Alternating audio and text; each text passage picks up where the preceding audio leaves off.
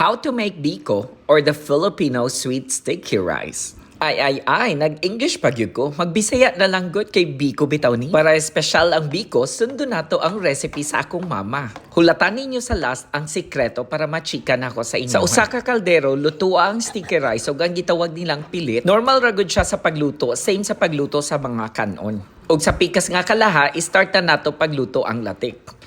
Okay, sige na, di na ako dugayon. So, make sure nato nga fresh yun ang ato ang coconut milk. Kailangan yun fresh yun ang atong gata sa lubi.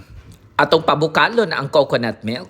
Human, once kung magbukal-bukal na siya, diha na nato ilunod ang atong brown sugar. Kaniha mga silingan, ang estilo sa akong mama, kung pila ka kilo ang pilit, mausad ang kilo sa imong asukal.